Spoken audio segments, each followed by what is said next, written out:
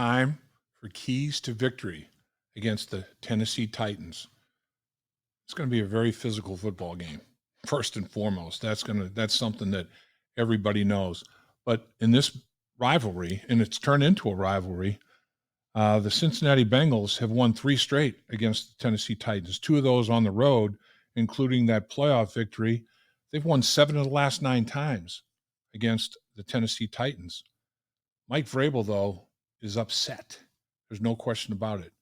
And Mike Vrabel's football team got handled 27-3. They lose to the Cleveland Browns. They get 94 yards offense in that football game as a team. Derrick Henry runs 11 times, generates 20 yards. Vrabel's not a happy camper. So you got to put on the big boy pads because he's going to have his team ready to go. Double chin strap and tighten both of them. Tighten it up. He's old school. He doesn't like being embarrassed. There's no two ways about that. They're going to want to get Henry going. He's going to run the ball a ton, and they are going to try to play a suffocating defense. Mike Vrabel was with the New England Patriots for quite a while. Bill Belichick has a huge influence on Mike Vrabel's career. Bill Belichick is known as a defensive guru who will show you things that you have not seen on tape whatsoever. Vrabel's going to do the same thing. He's going to have packages that has not been on tape in the first 3 football games. So you have to be very intelligent as a player. Apply your rules. There are rules to everything. So the Bengals offensive linemen and other people have rules to adjust and adapt to anything that defenses do. So that chess match that's going on, you don't want Mike Vrabel playing chess and you're playing checkers, trying to combat him playing chess. That's going to be, I think, an interesting factor in this football game. They're going to want to get that ground game going, though, because the Cleveland Browns rushed for 206 yards against the Bengals, averaged over 5 yards a carry. Baltimore rushed for 178 yards, averaged almost 5 yards a carry at 4.8. Tennessee Titans, Zac Taylor has said it all week. It reminds him of an AFC North team. They're that type of team. They're put together, solid running game, play good defense. The Bengals have a short week. They're trying to rest and recover from Monday Night Football. They have to travel. And you say, no, it's only to Tennessee. Yeah, they're only in the air for maybe less than an hour, but it's still, you're not sleeping in your own bed. You're at a hotel. You still have to go to the stadium, bus to the airport, bus from the airport in Nashville to the stadium. It's just road travel is a lot different than just enjoying your time at home and then going and playing football against the opponent. I mean, it's night and day, believe me, no matter how long or short the trip may be when you're actually in the air. You're in the air for an hour, you're in the air for 2.5 hours. It's not a huge difference. It's all the other stuff around it that is a big factor. Derrick Henry. Obviously, he's the straw that stirs the drink. The key with Derrick Henry, the Bengals have had success against Derrick Henry when they do 2 things. They make him make his first cut either behind or at the line of scrimmage. If you allow Derrick Henry to get ahead of steam, get to that second or third level of your defense before he has to make his first cut, he is a problem. This guy is 250 plus pounds and can run. Now, it takes him a while to get in full stride, but if you allow him to get there, he can be a bruising football player. There's no question about it. The other thing that you have to do with him is you can't let him get north and south, goalpost to goalpost. If he squares his shoulder pads up, runs with a good body lean, gets those pads in front of him, going north and south, he's a problem. You got to make Derrick Henry go east and west.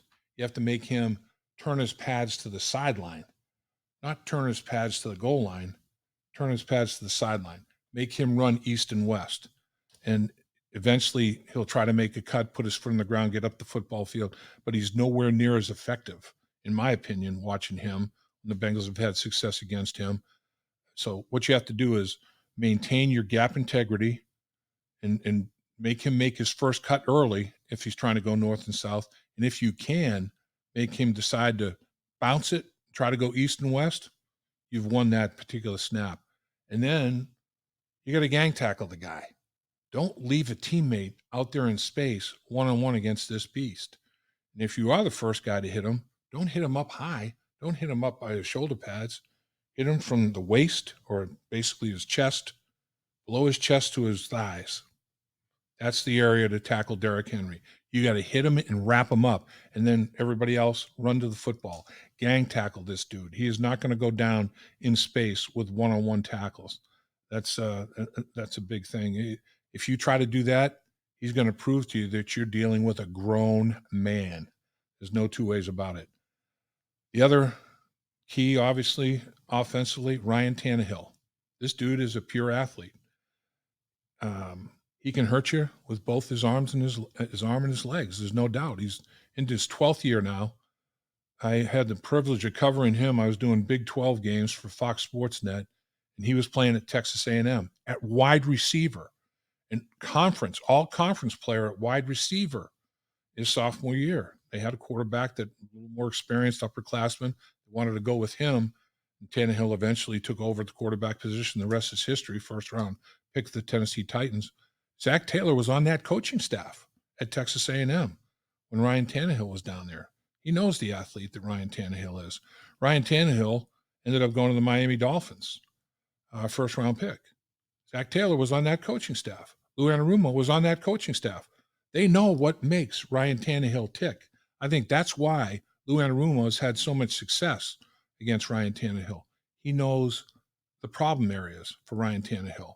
He knows what he doesn't like. He knows what he likes. Stay away from what he likes. Give him a heavy dose of what he doesn't like. And then be different in how you get to that. Give him one look pre-snap and a totally different look post-snap. And that's make him have a little bit of hesitation with his reads. You have to stay in your pass rush lanes. If you get out of your lane with lack of discipline, or you get pushed out of your lane with his feet, he can make you pay. There's no doubt about it. But the simulated pressures, the reads that he thinks are true pre-snap that are totally false post-snap, that's what's going to make Ryan Tannehill struggle, make him see ghosts a little bit. 3 interceptions in that playoff game, 3 turnovers. I mean, that it's going to be interesting, the chess match that goes on between Ryan Tannehill and Lou Anarumo. Those turnovers were big because, short week on the road, this stadium down in Tennessee in Nashville, it's old. The seats come right up to the sideline. It's like you are right on top of the players, and the noise just kind of hangs in that stadium. That is loud. So nonverbal communication in that stadium is going to be massive. You can't have penalties, these false start penalties. The Bengals had a 3rd and 1, and they had Tyler Boyd jump. They had Orlando Brown jump, back-to-back plays. False starts, 3rd and 11. Can't do that. That was at home. That was at home last week where the crowd was in support of you against the LA Rams. This place, it gets loud, and you have to be able to handle that. You have to be poised. You have to be able to handle the silent snap count. You have to be able to handle the hand signals, everything that goes on, the nonverbal communication because of that crowd noise. That's going to be a big, big factor down there. Defensively, let's talk about a couple of straws that stir that drink. Up front, Jeffrey Simmons. You go from Aaron Donald, arguably the best interior pressure person in the NFL, to Jeffrey Simmons. That's like going from 1 to 1A. I mean, Jeffrey Simmons is a stud. No two ways about it. He provides that internal disruption. There's no question. But he has a better supporting cast than Aaron Donald does now with the LA Rams. I mean, they have 8 sacks from their primary rush people. Simmons has 2. Danico Autry has 3.5, tied for 6th most in the National Football League. Arden Key has a sack and a half. Harold Landry has a sack. Those are the pass rushers. So when Simmons is providing the inside pressure, the edge guys are eating. When the edge guys are providing pressure and the quarterback has to step up, Simmons eats. They have a very, very good pass rush. There's no question about it. Very balanced pass rush. the Bengals offensive line is going to have another huge challenge. And it's not just Aaron Donald. It's Jeffrey Simmons and others. At the safety position, another straw that stirs the drink. Kevin Byard, 27 interceptions since 2017 when he came in the league. Number one amongst safeties. Number two overall in the National Football League. This kid is really good on the back end. And Mike Vrabel disguises well, as we talked about, from the Bill Belichick school. You're going to get simulated pressures. You're going to get blitzes. You're going to get bluffs of the blitz. He muddies it up. There's no question. He muddies it up. Vrabel does. So does Lou Anarumo. And again, that's going to be a big, big deal to me. We talked about some of the penalties, the false start penalties and all that. The Bengals really, they got 16 penalties in the first 3 games. That's not a big number. That's tied for 7th best in the league. 99 penalty yards in 3 games is not a big number. That is 3rd best in the National Football League. It's not that they have a huge number. It's when they happen. I mean, 3rd and 1, back-to-back false starts is 3rd and 11. You go from a short yardage goal line play to a play where the percentage of you converting against these defenses in the NFL on 3rd and 11 are very, very small, very minimal. We've had penalties that have negated a takeaway, a fumble, a turnover by the opponent. Penalty negates it. We've had penalties that have negated sacks for Trey Hendrickson. Hendrickson, this guy, if he got all the sacks he was supposed to be credited for, he's got 3 right now. He had 2 in the last game. Should have had 4. If he had those 2 sacks that were nullified by penalty, he'd have 5. He'd be tied for 2nd most in the NFL. The 3 sacks he has is tied for 9th most. But if he had 5, he'd be 1 off the NFL lead of 6 sacks and tied with others at 5. I mean, that kind of stuff is the self-destruction is extremely painful. The timing has had a big impact, and it's been a painful timing. You got to stay away from that. There's no question about it. Tennessee has had their penalty issues. They've been penalized 21 times in 3 games, tied for 24th in the NFL. 170 yards, almost double the yards of the Bengals, tied for 17th.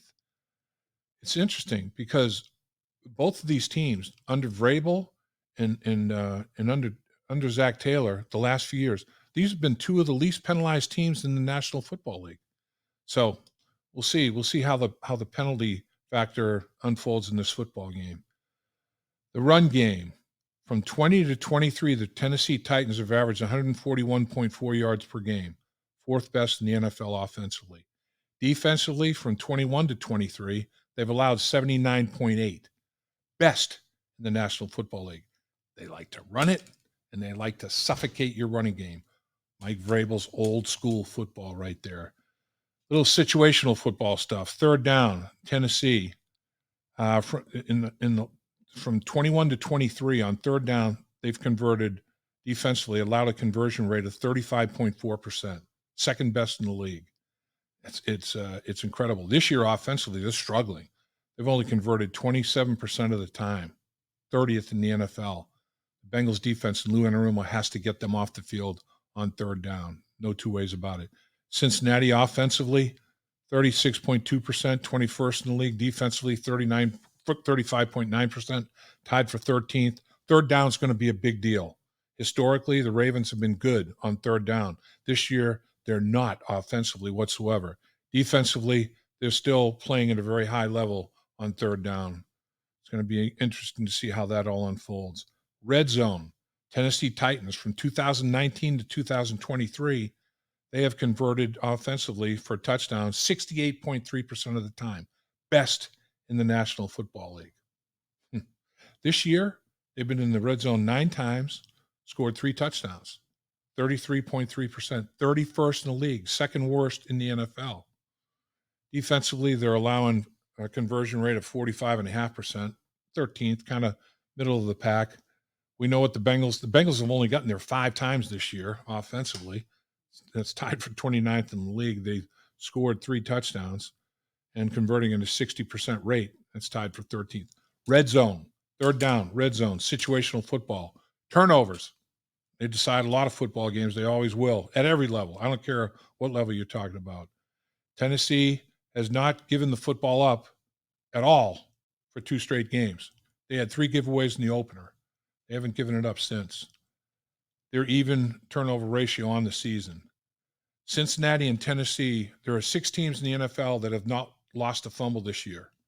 Cincinnati and Tennessee are 2 of those 6 teams.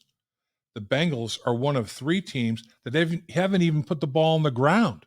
Tennessee has put the ball on the ground once, didn't lose it. The Bengals haven't even put it on the ground. They're one of 3 teams that can claim that. That has to continue. That type of ball security has to continue, and Joe Burrow has to keep the team out of jeopardy with not throwing interceptions, particularly in the red zone. Interceptions are not anybody's friend in the red zone. They're your biggest enemy for sure. We talked about the crowd noise at Nissan Stadium. It's going to be rocking. There's no doubt. It's like the dog pound in Cleveland. At least they experienced it in week 1, so they know what they're looking at. You got to be able to communicate. You got to eliminate, or at least minimize those pre-snap penalties. That's going to be massive in this football game. You can't self-destruct. You're going to have to play as clean a football game as you possibly can on the road. But the biggest thing that you have to bear in mind, be as physical as you possibly can be, because Mike Vrabel does not like being embarrassed. This guy was a Pro Bowl player in his career when he played with the Steelers and the Patriots. He knows of what he speaks. He's got the utmost respect of his players because he was a great one himself. He's going to have them playing hard. The Bengals have to come out of the locker room ready to roll. Dave Lapham here, and every day I am grateful for my experience to have played professional football. As a player, I realize self-motivation, leadership, and appreciating your teammates are key. At First Star Logistics, you can use those same attributes to create the life you want for you and your family. Build your future by working hard like I did. You'll see results both on and off the field. Call First Star Logistics today and be part of our winning team. Opportunity knocking.